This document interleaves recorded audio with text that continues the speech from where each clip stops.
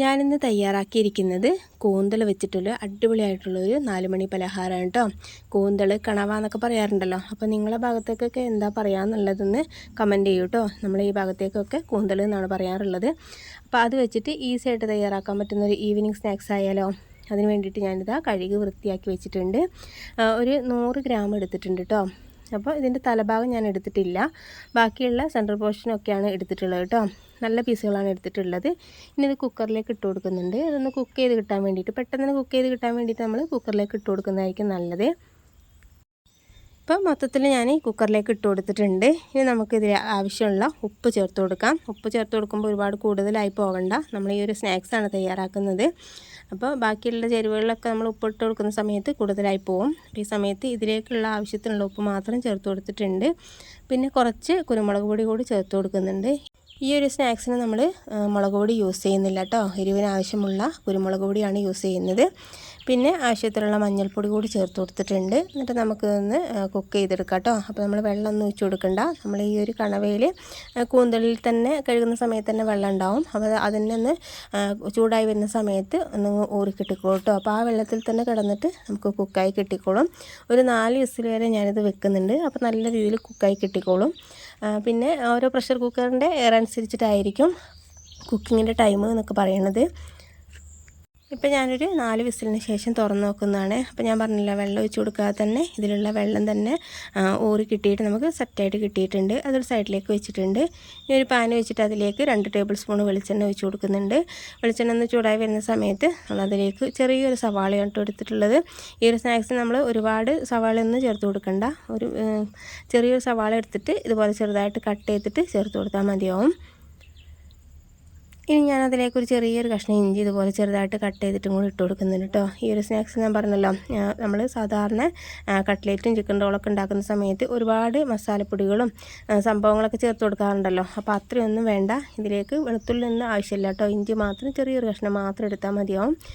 എന്നിട്ട് ഇതൊന്ന് മിക്സാക്കി എടുക്കുന്നുണ്ട്. ഇതിൻ്റെയൊക്കെ പച്ചമണം മാറി വരുന്ന സമയത്ത് നമ്മൾ ബാക്കിയുള്ള ഇൻഗ്രീഡിയൻസ് ചേർത്ത് കൊടുത്താൽ മതിയാവും. ഇപ്പോൾ നല്ല രീതിയിലൊന്ന് വഴണ്ടി കിട്ടിയിട്ടുണ്ട്. ഇനി അതിലേക്ക് ഒരു ചെറിയ കഷ്ണം ക്യാപ്സിക്കം എടുത്തിട്ട് ചെറുതായിട്ട് കട്ട് ചെയ്തിട്ട് ചേർത്ത് കൊടുക്കുന്നുണ്ട്. ഇത് ഓപ്ഷനിലാണ് കേട്ടോ. നിങ്ങൾ കയ്യിലുണ്ടെങ്കിൽ ചേർത്ത് കൊടുത്താൽ മതി. ഇതിന് പകരം പച്ചമുളക് ഉണ്ടല്ലോ, അത് ചെറുതായിട്ട് കട്ട് ചെയ്തിട്ട് ചേർത്ത് കൊടുത്താൽ മതി. അപ്പോൾ എൻ്റെ കയ്യിലുള്ളത് കൊണ്ട് മാത്രമാണ് ഞാൻ ഇതിലിട്ട് കൊടുത്തിട്ടുള്ളത്. അപ്പോൾ ഒരുപാട് എരിവും കിട്ടില്ലല്ലോ, അപ്പോൾ അതിന് വേണ്ടിയിട്ടാണ് കേട്ടോ. ഇനി ഇത് നല്ല രീതിയിലൊന്ന് വഴറ്റിയെടുക്കുന്നുണ്ട്. നല്ല രീതിയിലൊന്ന് കുക്കായിട്ടൊന്ന് സോഫ്റ്റായി വരുന്ന സമയത്ത് കുറച്ച് കറിവേപ്പില ചെറുതായിട്ട് കട്ട് ചെയ്തിട്ട് തന്നെ ഇട്ട് കൊടുക്കുന്നുണ്ട്. കറിവേപ്പിലയും കൂടി ഇട്ട് കൊടുത്തിട്ട് ഒന്ന് മിക്സ് ചെയ്തെടുക്കാം. ഒരു 10-15 സെക്കൻഡ് മാത്രം ഒന്ന് മിക്സ് ചെയ്തെടുത്താൽ മതി. ഒന്ന് സെറ്റായി വരുന്ന സമയത്ത് അതിലേക്ക് കുറച്ച് കുരുമുളക് പൊടി ഇട്ട് കൊടുക്കുന്നുണ്ട്. കുരുമുളക് പൊടിയും പിന്നെ കുറച്ച് ഗരം മസാല മാത്രമാണ് ചേർത്ത് കൊടുക്കുന്നത് കേട്ടോ. അപ്പോൾ നിങ്ങൾക്ക് എത്രയാണ് എരിവ് ആവശ്യമുള്ളത് അതിനനുസരിച്ചിട്ട് മാത്രം കുരുമുളക് പൊടി ചേർത്ത് കൊടുക്കാം. മുളക് പൊടി ചേർത്ത് കൊടുക്കുന്ന സമയത്ത് കറക്റ്റായിട്ട് നല്ലൊരു ടേസ്റ്റും കാര്യങ്ങളും കിട്ടാറില്ല കേട്ടോ. അപ്പോൾ നമുക്ക് ഇതുപോലെ ചെയ്തെടുക്കുന്നതായിരിക്കും നല്ലത്. കുരുമുളക് പൊടി കൂടുതൽ ചേർത്ത് കൊടുത്തിട്ട് ആ എരിവിനനുസരിച്ചിട്ട് നമുക്ക് ആക്കിയെടുത്താൽ മതി. നമുക്ക് എത്രയാണ് എരിവ് വേണ്ടത് അതിനനുസരിച്ച് ചേർത്ത് കൊടുത്താൽ മതി. പിന്നെ അതല്ലെങ്കിൽ പച്ചമുളക് ചേർത്ത് കൊടുത്താലും മതി കേട്ടോ. അപ്പോൾ അത് ആകുമ്പോഴും കുഴപ്പമൊന്നുമില്ല, നല്ല ടേസ്റ്റി ആയിട്ട് കിട്ടിക്കോളും. വേറെ മസാലപ്പൊടികളൊന്നും ചേർത്ത് കൊടുക്കണ്ട കേട്ടോ. ഇത് 2 മാത്രം ചേർത്ത് കൊടുത്തിട്ട് ഒന്ന് മിക്സാക്കി എടുക്കുന്നുണ്ട്. ഇനി ഈ പൊടിയുടെ കൂടെ പച്ചമണം മാറുന്നത് വരെ നമുക്ക് വഴറ്റിയെടുത്തിട്ടുണ്ട്. ഇപ്പോൾ കറക്റ്റായി വരുന്ന സമയത്ത് നമ്മൾ മാറ്റി വെച്ചിരിക്കുന്ന കൂന്തൽ ഇതുപോലെ ചെറുതായിട്ട് കട്ട് ചെയ്തിട്ട് ഇട്ട് കൊടുക്കുന്നുണ്ട്. മിക്സീൻ്റെ ജാറിലിട്ട് കൊടുത്തിട്ട് ക്രഷ് ചെയ്തേണ്ട കാര്യമൊന്നുമില്ല കേട്ടോ. ഇതുപോലെ ചെറുതായിട്ട് കട്ട് ചെയ്തെടുത്താൽ മതിയാവും. നമുക്ക് കഴിക്കുന്ന സമയത്ത് കടിക്കാനായിട്ട് കിട്ടുകയും ചെയ്തോളൂ കേട്ടോ. അപ്പോൾ അതിന് വേണ്ടിയിട്ടാണ് നമ്മൾ ഉള്ളിയും പച്ചമുളക് അങ്ങനത്തെ സംഭവമൊന്നും ഒരുപാട് കൂടുതൽ ചേർത്ത് കൊടുത്തിട്ടില്ലല്ലോ. ഈ ഒരു സ്നാക്സിൽ നമുക്ക് കൂടുതൽ കടിക്കാനായിട്ട് കിട്ടുന്നത് ഈ ഒരു കൂന്തൽ തന്നെയാണ്.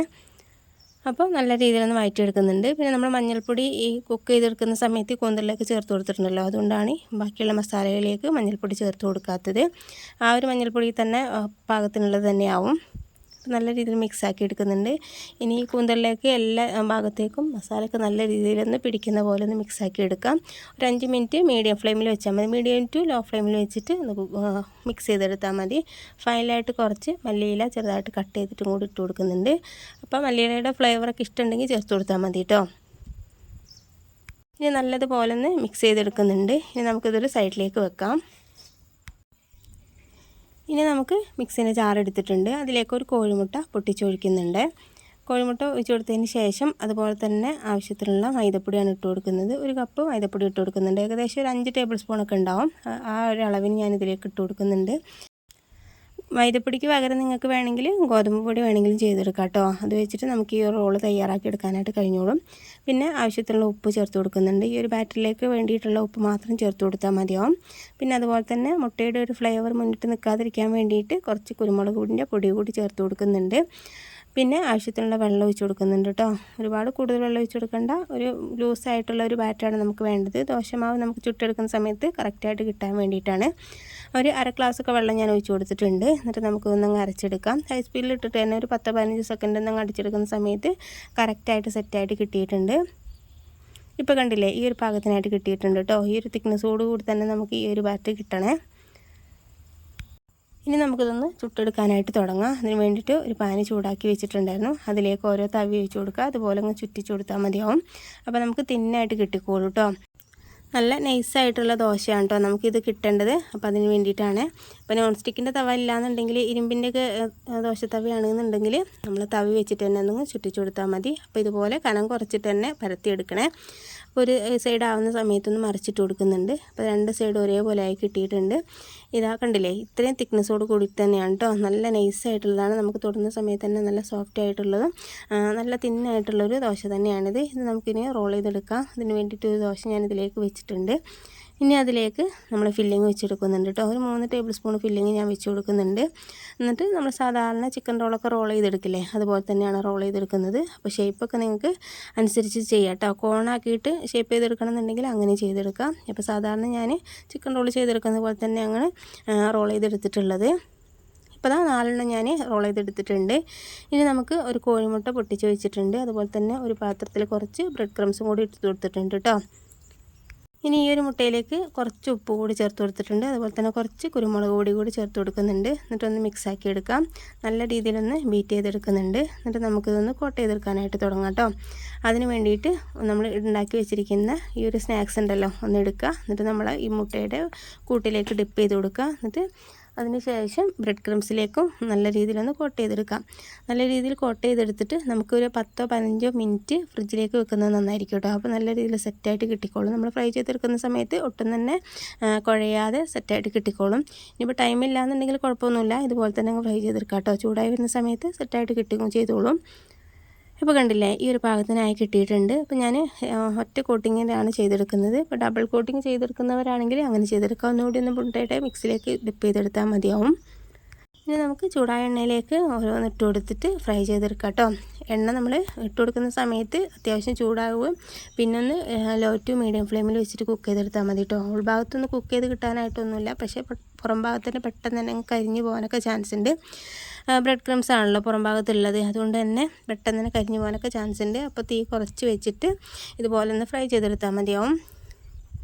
ഇപ്പോൾ ഇത് കണ്ടില്ലേ, പെട്ടെന്ന് തന്നെ തയ്യാറാക്കി എടുക്കാനായിട്ട് കഴിയും. ചൂടോടെ തന്നെ കഴിക്കാനായിട്ട് അടിപൊളിയായിട്ട് ടേസ്റ്റി ആയിട്ടുള്ളൊരു ഈവനിങ് റെസിപ്പി തന്നെയാണിത്. അപ്പോൾ നിങ്ങൾക്ക് എൻ്റെ വീഡിയോ ഇഷ്ടപ്പെട്ടിട്ടുണ്ട് എന്നുണ്ടെങ്കിൽ ലൈക്ക് ചെയ്യാനും ഫാമിലി ഫ്രണ്ട്സിനൊക്കെ ഒന്ന് ഷെയർ ചെയ്യാനും മറക്കരുത്. ഈ ഒരു സ്നാക്സ് ട്രൈ ചെയ്ത് നോക്കുന്ന സമയത്ത് ഒന്ന് ഫീഡ്ബാക്ക് അറിയിക്കാനും മറക്കരുത് കേട്ടോ. അപ്പോൾ നമുക്ക് പുതിയൊരു വീഡിയോയുമായിട്ട് വീണ്ടും കാണാം. Okay, thank